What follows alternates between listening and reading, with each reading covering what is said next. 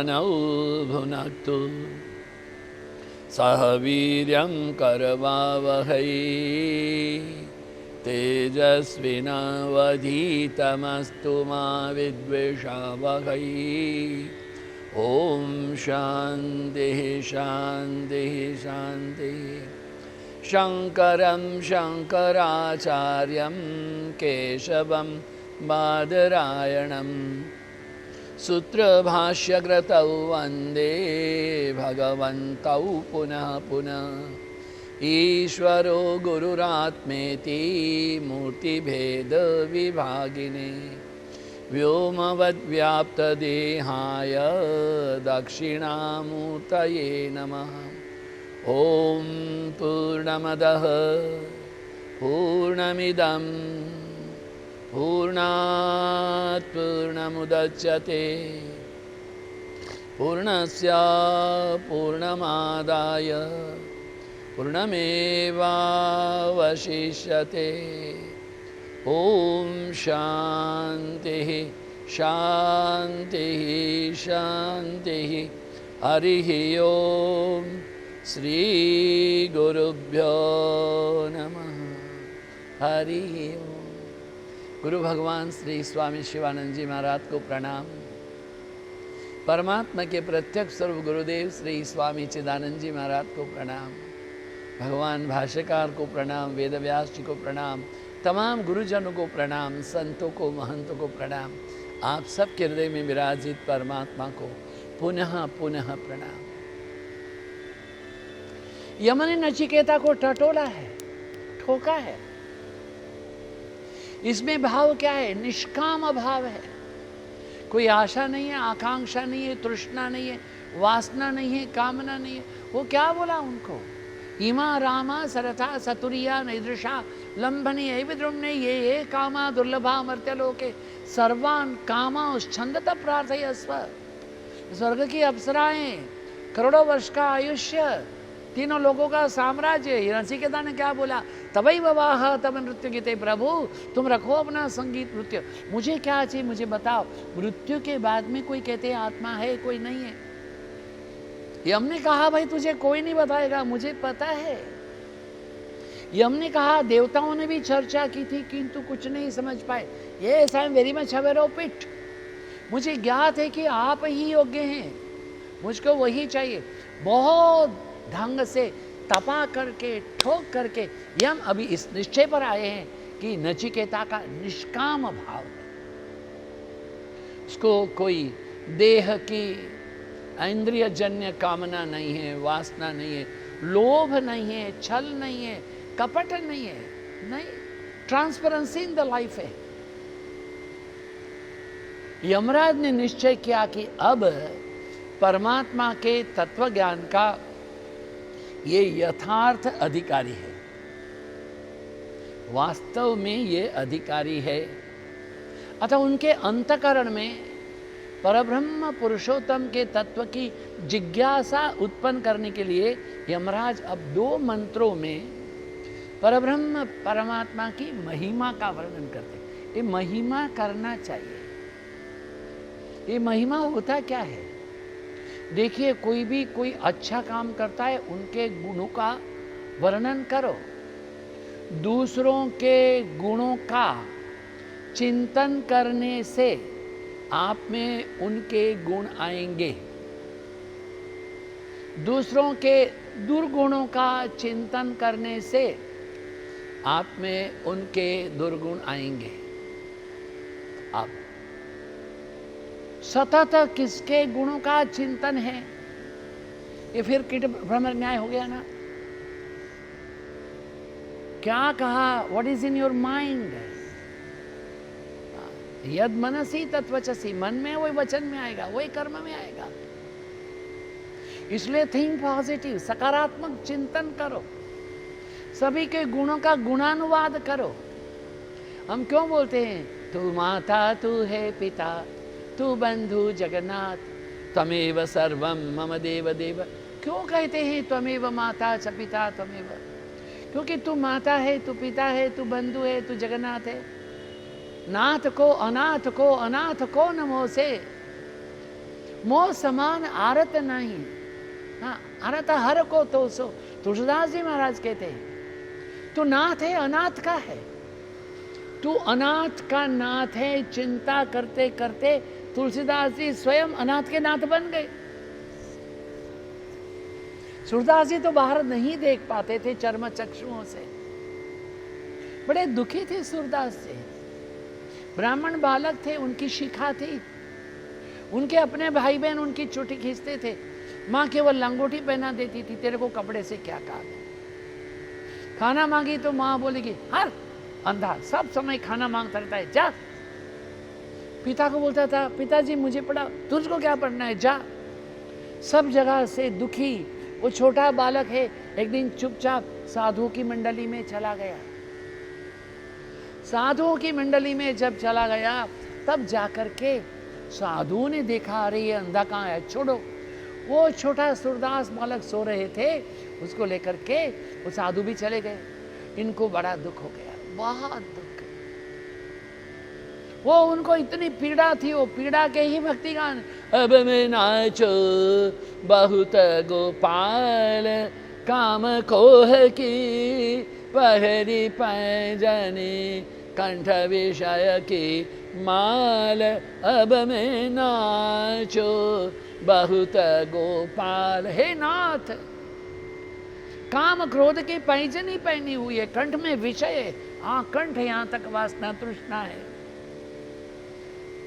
मुझे इस नर्तन से बचाओ। तब जाकर के परम भागवतीय पुण्य श्लोक परमात्मा के स्वरूप श्री श्री श्री महाप्रभु जी वल्लभाचार्य जी ने कहा, अरे तुम अपने दुख को मत रो, आओ मैं तुम्हें भगवान के शरण में बैठाता हूँ, भगवान के यशो कीर्ति का गान करो।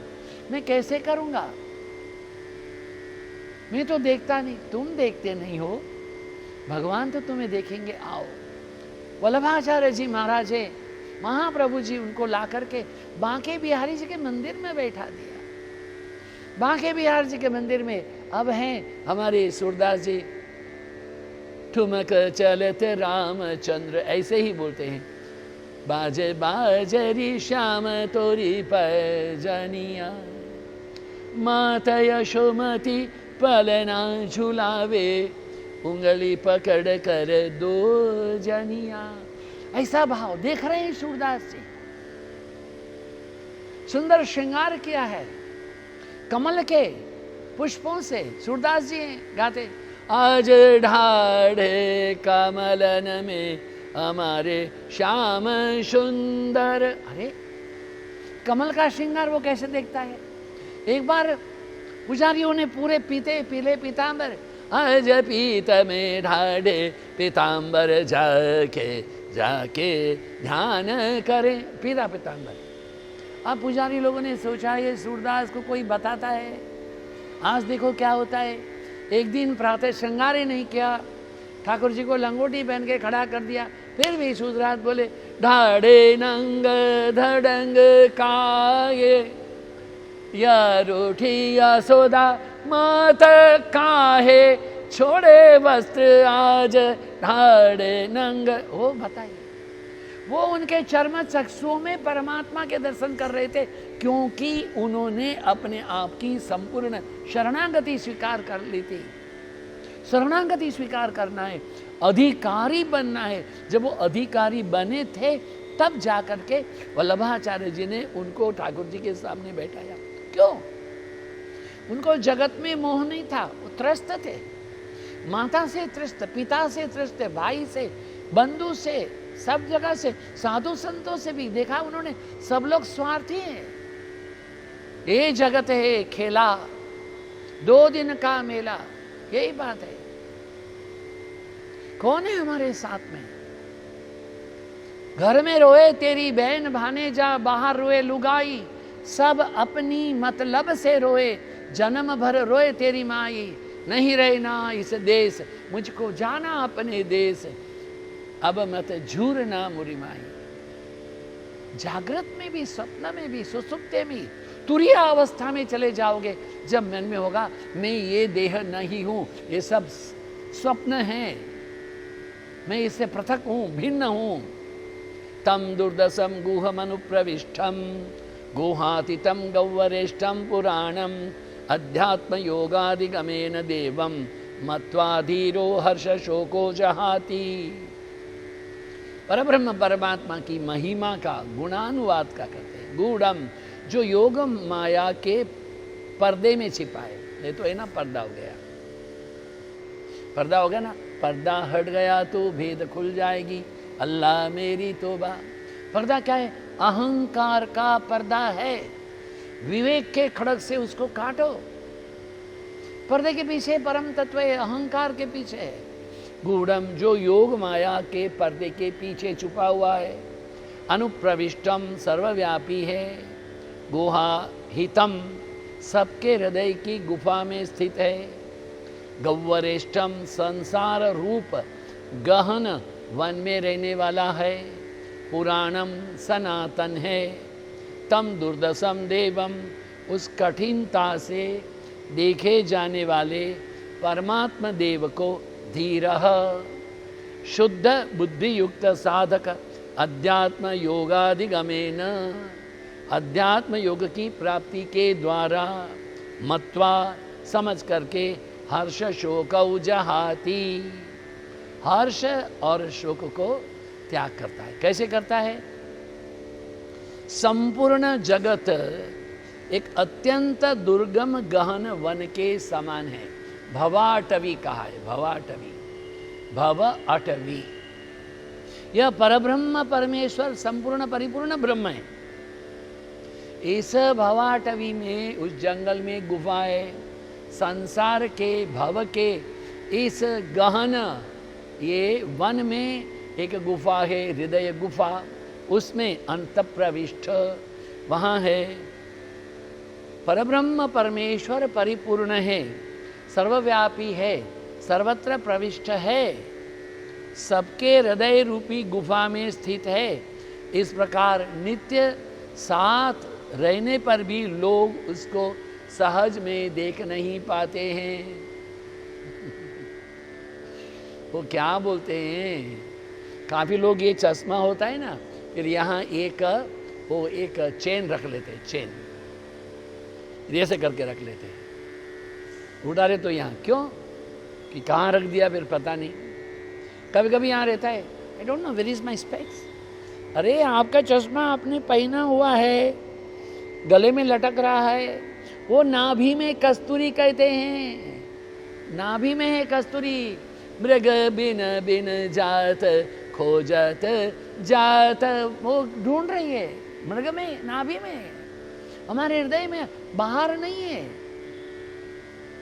ना तुम बन में, ना तुम जग में, ना ही आकाश पाताल में, ना में बन में, ना में तन में, ना हूँ आकाश पाताल में।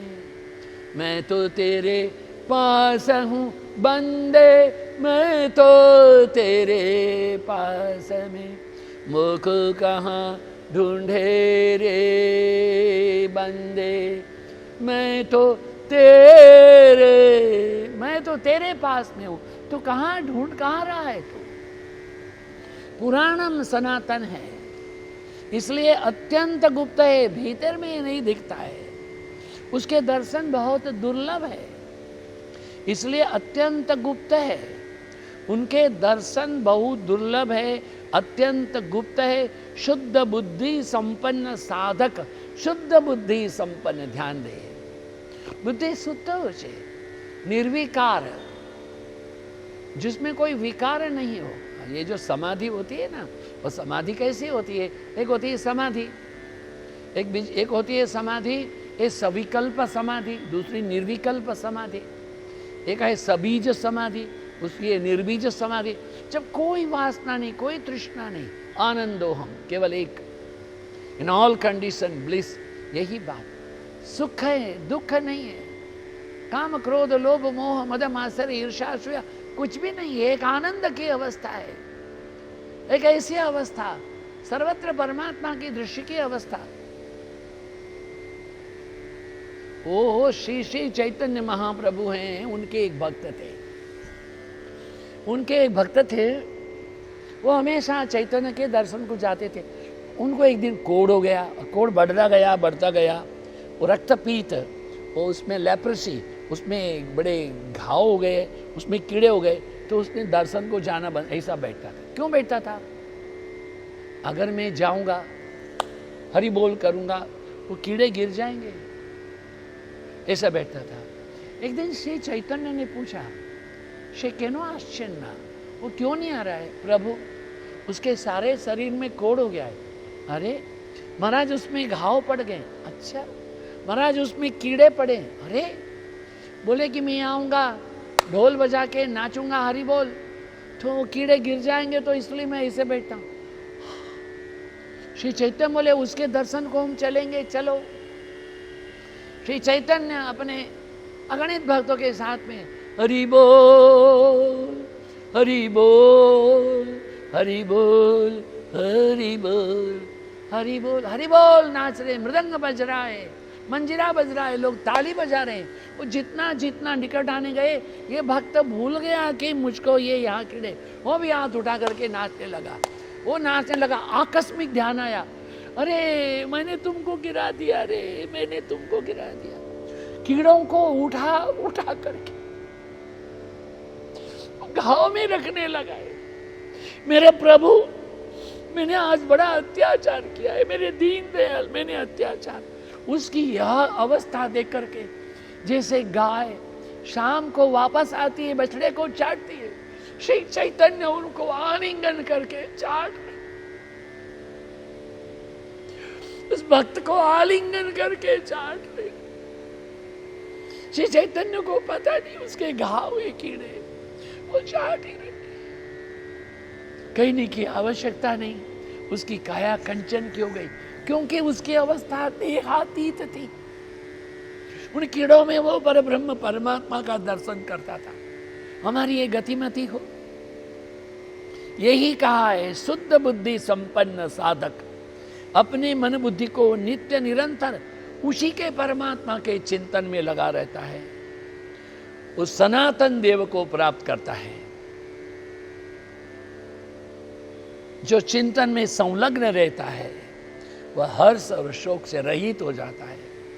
उसके अंतःकरण में हर्ष शोकादि है, मूल से नष्ट हो जाते हैं।